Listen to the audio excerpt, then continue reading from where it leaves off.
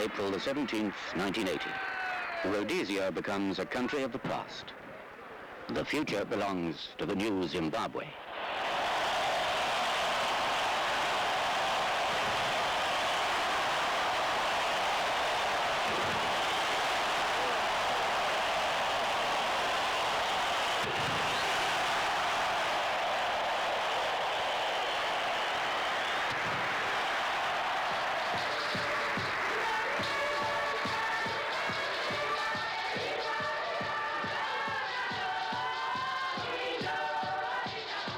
The Salvation Army, under its territorial leader, Colonel David Moyo, participates in the joyful independence celebrations.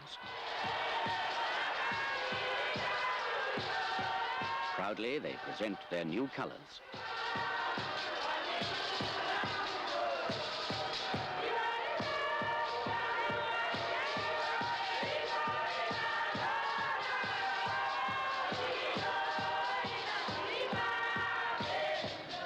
Salisbury, at least in the city centre, shows few outward signs of the struggle just ended. Even on the outskirts, life at first sight looks normal enough. But 7 years of bitter warfare have left their mark. Now the problems of peace, and there are many, have to be tackled. Food distribution for adults, plus a feeding program for children, are part of the Salvation Army effort to assist the returning refugees.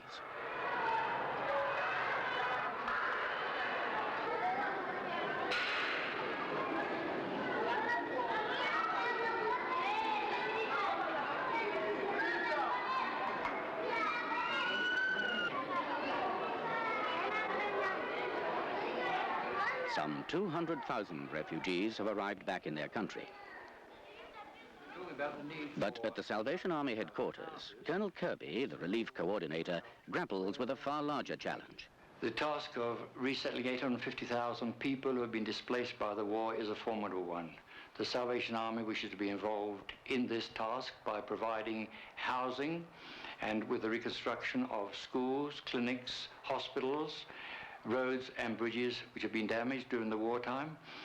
Furthermore, the provision of seed and fertilizer for the lands, clothing and blankets where required, also with the extension of the backyard butcher shop by the providing of rabbits, chickens, ducks, geese and so forth. An elderly district chief receives the first blankets and clothing and takes them as a symbol of care and concern for his people. It's me. Very good. For years, these people have been obliged to live, for their own safety, in what were called protected villages, away from their land and their former homes. Their old houses have fallen into decay, destroyed by weather, war and neglect.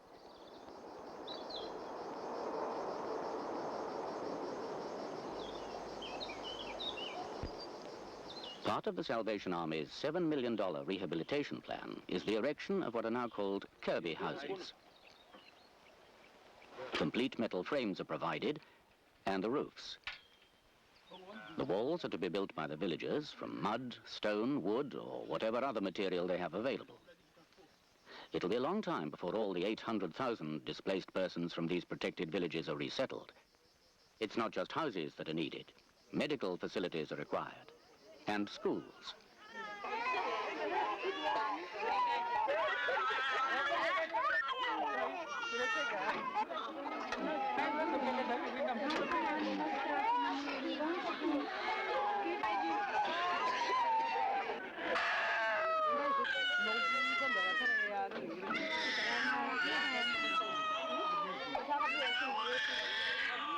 The best health policy, of course, is to prevent people becoming ill.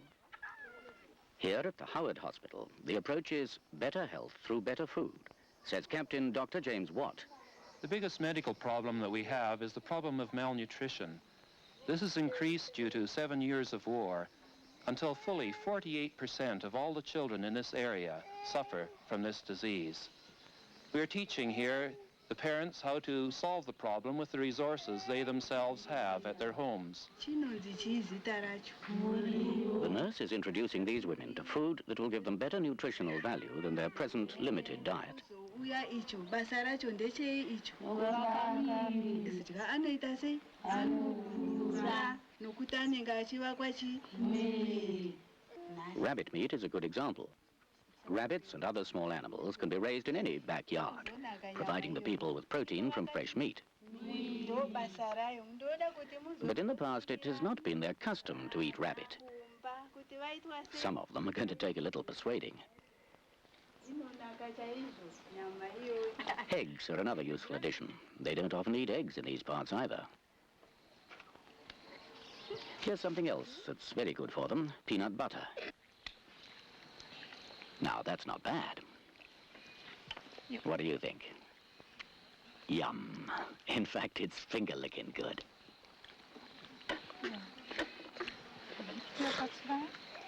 Who's next? You. The joint Thanksgiving service is another reminder that Christians of all denominations are setting out to serve a new country. To the Lord, their God. Remember always that the Lord alone is God. There is no other. Let's give him hearty thanks for giving us Zimbabwe. God bless Zimbabwe.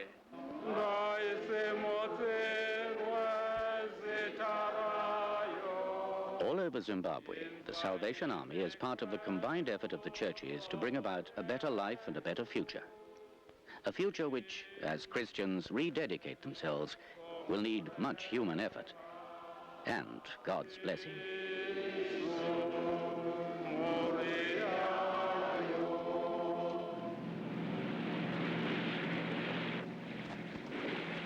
Wave after wave they came, looking for the promised land, Hong Kong. They were called the Boat People and became famous all over the world for single-minded perseverance. Half of them never reached their destination and died somewhere in the South China Sea. They traveled in small, decrepit craft, battered junks, sometimes so grossly overloaded that people had to stand. They had one thing in mind, freedom. And Hong Kong was the place to find it. Due to a benevolent and humane policy, Hong Kong has for a long time been the major destination for Asian refugees. Since the 50s, more than 1.5 million have crammed into Hong Kong's already overcrowded 1,060 square kilometers. For a city already bursting at the seams, the influx of these new waves of refugees, 75,000 in 1979 alone, creates great problems. In addition to housing its own population, 250,000 in this development alone, it's not long since special tenement blocks were erected to house the refugees who poured in from the Chinese mainland. And yet, when the boat people started coming, no one was turned away. New arrivals go first to a holding camp, like this one at Chi Ma Wan. It's made clear to them that permanent residence in Hong Kong cannot be considered. Their stay will be temporary. They can only remain until they're accepted by another country. In the meantime, people wait.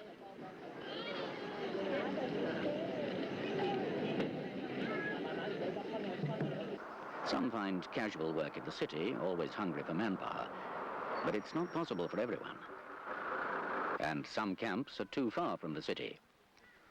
The camps are as crowded as Hong Kong itself. The alleyways between the bunks are narrow, and they're 3 tiers high.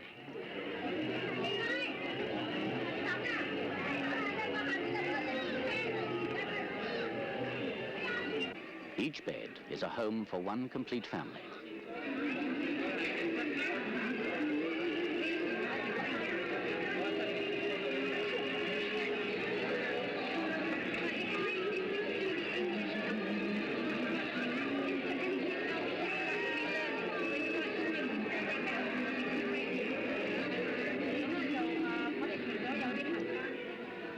No wonder that life is lived outside for as much of the day as possible. The Salvation Army is a regular visitor, not just holding babies, but caring for them and their parents as well. The food in the camps is adequate. It fills the stomachs and no one needs to be hungry.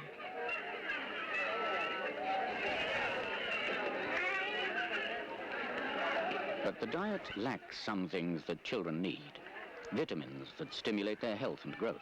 So the army provides them with oranges and Vita Soy, a drink with vitamins added. It has become a sort of slogan for the Salvation Army here. We'll provide the extra.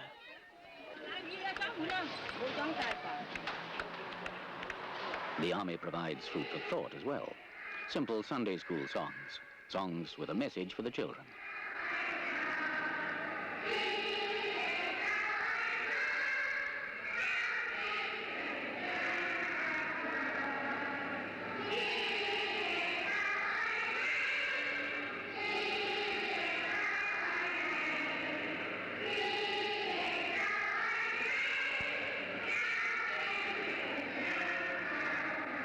But not everything the army provides is for the children. Here again, they're providing the extras, facilities that the people here wouldn't otherwise have. The means to iron their washing.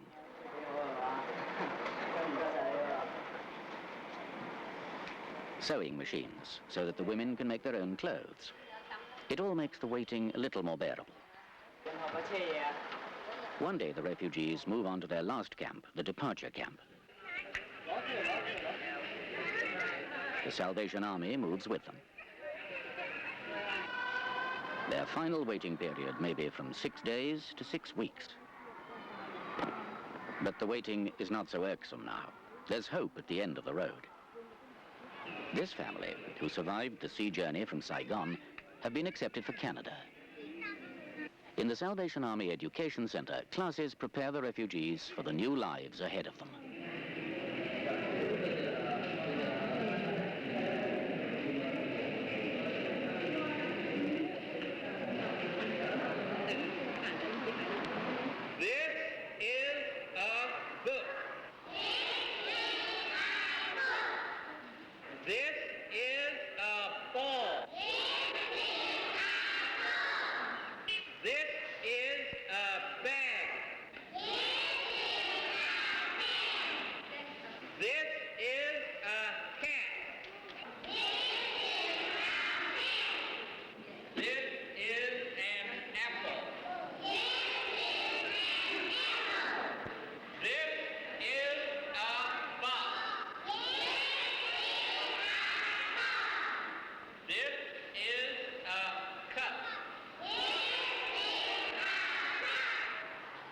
Even the use of a Western water closet has to be explained. The Western loo is somewhat higher, and we lift the lid and sit on here.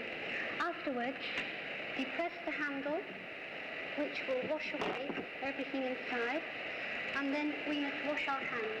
Very important, after going to the toilet, we always wash our hands thoroughly. Minnie, would you like to translate? Khi các bạn đi toilet, đi cầu hoặc là đi tiểu thì các bạn nhớ dỡ cái này lên và các bạn đi ở đây và các bạn đi xong thì các bạn nhớ xài bằng cái giấy mềm thế này. Eventually the day arrives when the last of the paperwork is done and everything is sorted out. Another group of refugees is ready to leave because a third country is finally ready to accept them. It could all go somewhat faster, the Hong Kong authorities feel, but it's still moving anyway. Countries in the West are accepting these people, although not as fast as Hong Kong, or the boat people either for that matter, would like.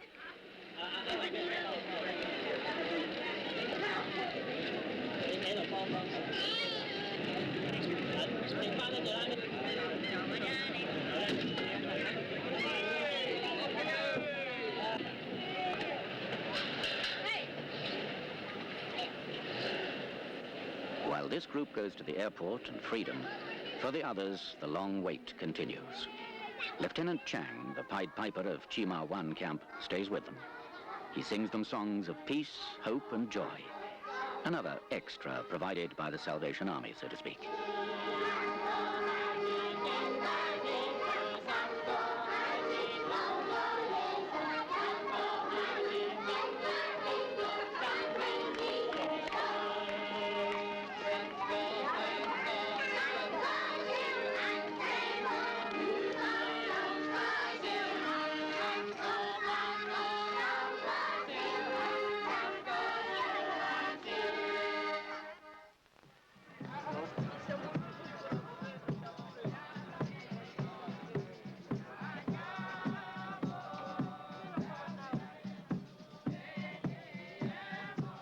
The people in Kampala, Uganda, have not heard a Salvation Army song for more than 2 years.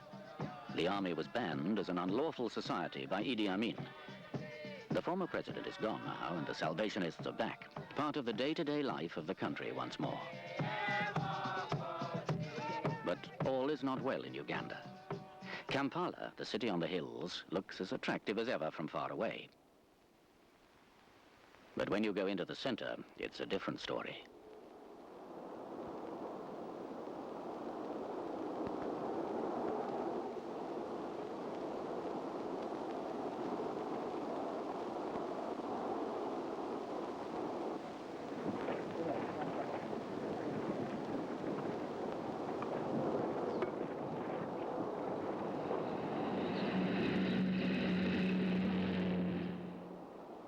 The shops that haven't been looted or burnt out have nothing to sell. Uganda's transport has come to a standstill. The railway system, once part of East African railways and one of the world's finest, has been reduced to this. Without transport, you can't export your produce, and so there's no money. But much more than money and machines, it's people that suffered under Idi Amin. On behalf of the Uganda government, I'm very happy to say that we welcome the Salvation Army back into Uganda. During the 80 years of brutal rule of Idi Amin, we had a lot of problems whereby parents were killed and many children were left orphaned. Secondly, we have a lot of disabled children. Our government is willing to cooperate with Salvation Army to help our people who suffered greatly during the war. And during this time of rehabilitation, the problems are many and we need a lot of assistance. Thank you very much. The head of government welfare has in mind problems like this. Schools have been wrecked or allowed to become derelict.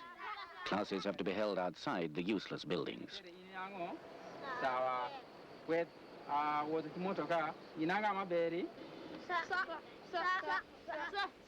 The Salvation Army is taking part in the rebuilding of Uganda's educational system. The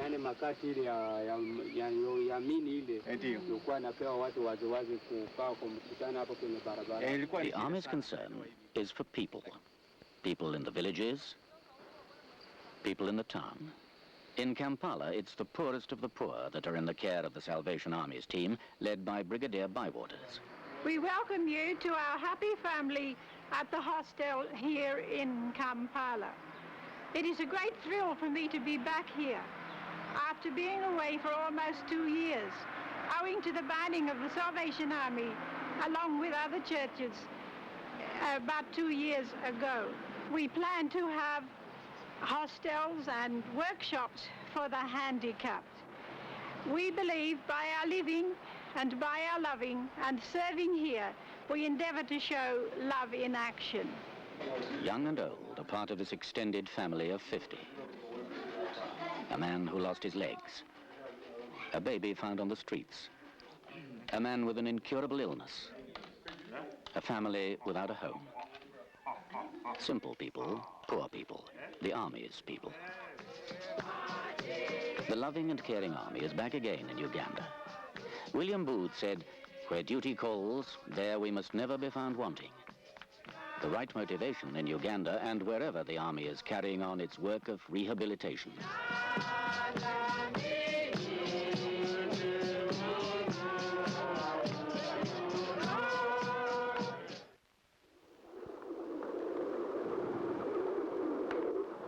Buddhist temples, Buddhist monks. The Golden Buddha, all real gold. In the ancient city of Bangkok, these things attract tourists from all over the world. Thailand has a modern face too.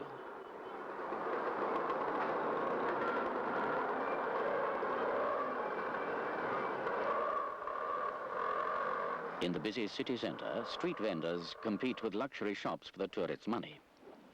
Nothing gives the impression that this is the capital of a country with one of the biggest refugee problems in the world. And even out in the country, it takes some time to find signs of it. But suddenly, we come upon the rice trucks on their way to the border.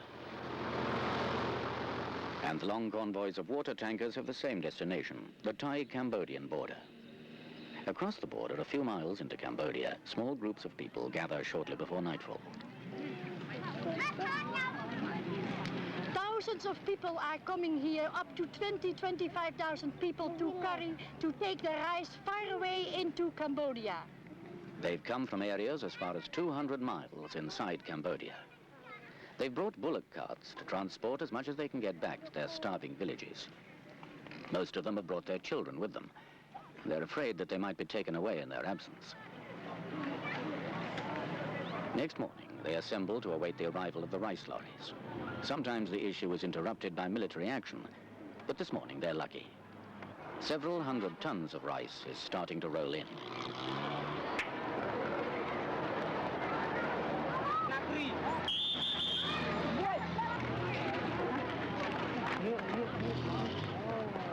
Despite appearances, the whole thing is well organized and disciplined. 600 or 700 tons of seed and eating rice are distributed in no more than 2 or 3 hours.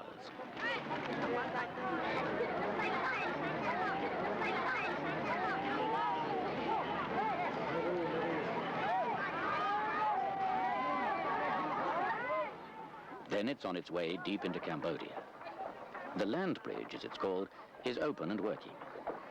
It's a situation fraught with danger, but young Salvationist officers will have a continuing role to play in this area.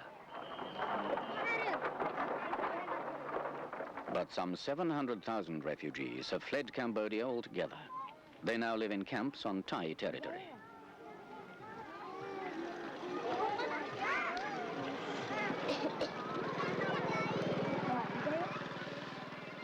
Once again, let's ask Major Everdin Hartog, who's here with the Salvation Army medical team, to introduce us to the situation.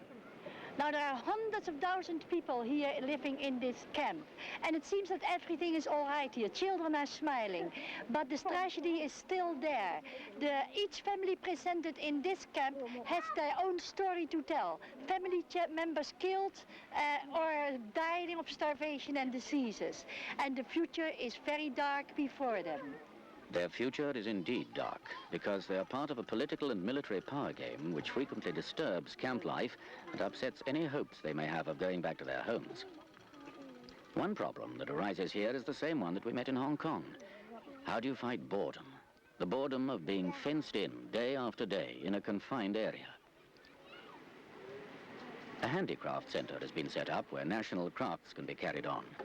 These people are making mats in the Cambodian manner. They use a technique very much their own and quite different from that used in Thailand.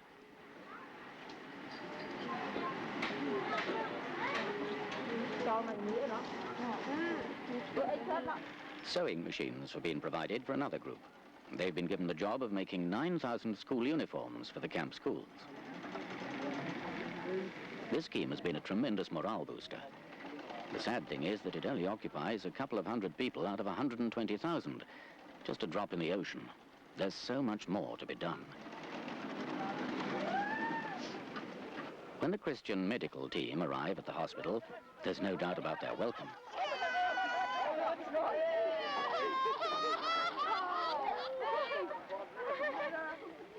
This boy was injured in the shelling of Mong Dun's camp by the communists. He's lost contact with his parents, and he's deaf and dumb. He's typical of thousands of other victims of man's inhumanity to man in Cambodia and Vietnam. The hospitals in this camp are full of pathetic cases, many of them even worse.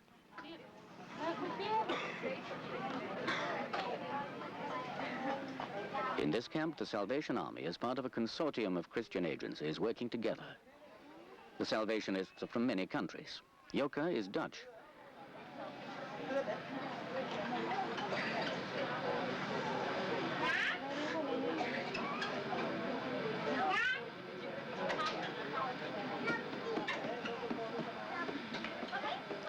This old woman is so disturbed by all that has happened to her that she doesn't want to eat.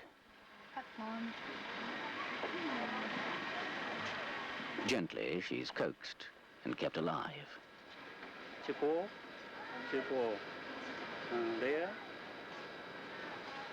Major Gwyneth Evans from Britain helps a doctor from Japan. This is Major Dr. Asaka from Salvation Army Kiyosei Hospital in Tokyo. He's the medical superintendent there, and he has come in charge of our Salvation Army medical team from Japan.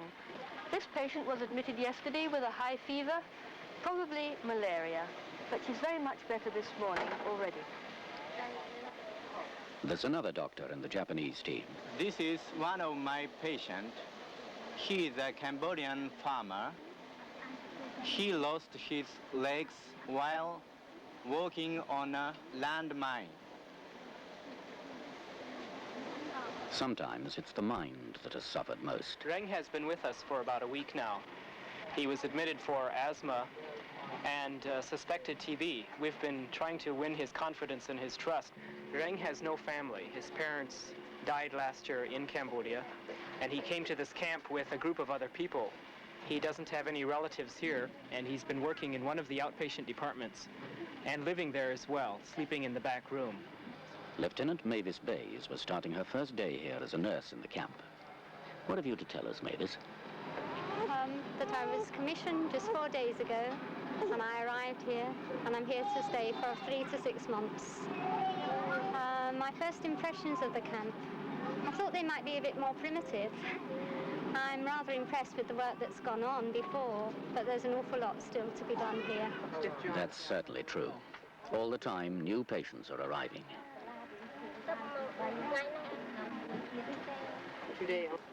Another human tragedy. A fight to save another life. Has he had a bad cut? And for what kind of a future? One of the youngest lives they're trying to save at the moment is this one. A Salvation Army nurse from the United States, Francine, tells us about her. This is a 22-day-old infant, orphan infant, whose mother died 20 days after delivery. Our main concern right now is to keep the baby from infection, and we'd like, of course, to see the baby gain some weight. But we find that the greatest response of all for this baby is to love and affection. This 15-year-old young girl is now taking care of the baby. I am General Arnold Brown of the Salvation Army. And when I visited these refugee areas and saw with my own eyes the human tragedies to be found there, I was moved more deeply than I've ever been moved in a lifetime of work with the Army. We call these people refugees. We think of them as people apart, special people, different somehow from you and me. But they are not different. But for the grace of God, we could be in their position. The distinction is that they have lost everything. We have not. Look around you and try to imagine how you would feel if you had lost your home, if all the treasured possessions you have accumulated during a lifetime had been swept away, if the very community in which you had grown up, the houses, streets, neighbors you had always known, had vanished forever. Imagine that your closest friends, even members of your family, had died in front of your very eyes. How would you feel? You would feel like the members of this family, their world the size of a bed in a strange land with no certain future, wondering whether they will ever be able to start a decent life again. You would feel like this mother, her husband killed in front of her, left alone to cope with a sick child. Some are old, like Pa, alone in the frailty of her last years, so shattered that she doesn't move all day. And so many are young, like Reng, who has lost his entire family as well as his home and all his childhood companions. He won't talk, even about himself and his own experiences. Look at the agony in his eyes. I ask you, you who have your homes, who have your families, who have your possessions all around you, to act now. For God's sake, care as the Salvation Army is caring. But time and time again I have heard the plea for more help. I agree we should do more, and we could do more if we had more money and more manpower. And so I pass on to you the plea of the world's refugees. Help us to give much more to these desperate people. Look around you. Think what you have that they have not. And do it now, this minute.